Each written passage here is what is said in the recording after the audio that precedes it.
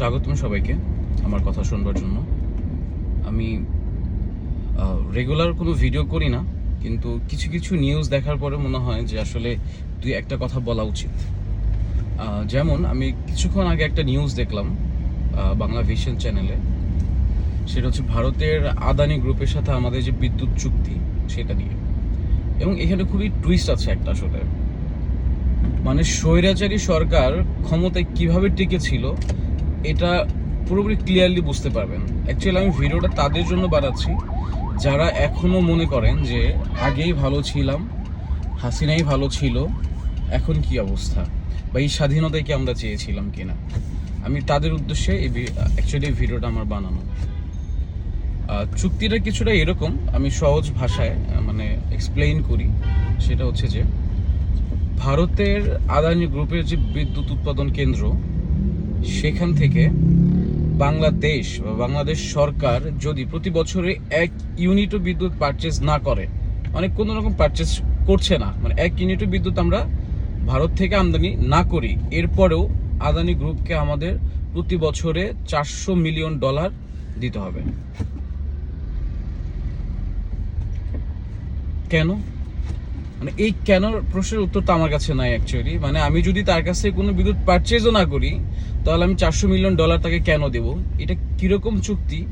কিসের ভিত্তিতে চুক্তি করা হয়েছে? কিসের স্বার্থে? জনগণ, দেশ, কার স্বার্থে করা হয়েছে চুক্তি? মানে আমার স্বার্থে, আপনার স্বার্থে না, জনগণের স্বার্থে না, দেশের স্বার্থে? এইটা ক্লিয়ারলি বোঝা যায় যে একটা স্বনির্বাচিত সরকার, স্বৈরাচারী সরকার যখন জুলুম, অত্যাচার, খুন, গুম করে ক্ষমতায় টিকে থাকতে চায়, তখন ভারতের সাপোর্টে তারা এই কাজগুলো করে। ইভেন ভারত এই সরকারকে যে টিকিয়ে রেখেছিল ক্ষমতায়, তার অন্যতম একটা কারণ এই প্রচুর পরিমাণে অর্থ ভারতকে ডোনেশন করা। ইভেন এখানে একটা মজার বিষয় কি, আমরা জানি যে ভারতীয় আদানি গ্রুপ আসলে এটা মোদী সরকারের, নরেন্দ্র মোদী সরকারের অন্যতম ডোনার, আর্থিক সহায়তা দেয়। সো বোঝাই যায় আসলে কার মাধ্যমে কোথায় টাকা গেছে এখান থেকে। সো আমি একটা জিনিস চিন্তা করি, একটা মানুষ কতটা নিকৃষ্ট প্রাণী হলে নিজের দেশের জনগণের স্বার্থ এইভাবে বিলিয়ে দিতে পারে। তার বাবার জন্য আপনাদের মায়া লাগে, তার জন্য আপনার মায়া লাগে, এই $400 মিলিয়ন জন্য আমাদের মায়া লাগে, কারণ এটা আমাদের টাকা, আমাদের কষ্টের উপার্জিত টাকা, আমাদের প্রবাসী ভাইদের পাঠানো রেমিটেন্সের টাকা। এই একটা দল বাংলাদেশ আওয়ামী লীগ, এটা কতটা নিকৃষ্ট একটা দল, তার ছোট্ট একটা নমুনা এটা, শুধুমাত্র যে প্রতি বছর $400 মিলিয়ন ভারতকে সে দিচ্ছে উইদাউট এনি রিজন, কোনো পারপাস নেই, শুধু তার নিজের ক্ষমতা টিকিয়ে রাখার জন্য। এটা ক্লিয়ারলি বোঝা যায় অ্যাকচুয়ালি। কি বলবো, কিছু বলার নাই। যাই হোক, আমরা এই স্বৈরাচারী অত্যাচার থেকে রক্ষা পেয়েছি। আমরা চাইবো আমাদের দেশে যেন আর কখনো এরকম না হয়। যেই আসুক সে আসলে দেশ ও জনগণের স্বার্থে ভাবুক। অ্যাটলিস্ট এতটা মানে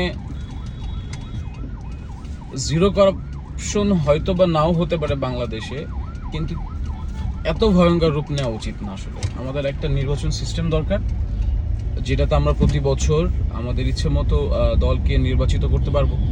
যদি ধরেন আমার এই টার্মে আমি ধরেন আপনি একটা দলকে ক্ষমতায় এনেছেন, সে অন্যায় করছে, সো আপনি পরের টার্মে তাকে চেঞ্জ করে ফেলতে পারবেন।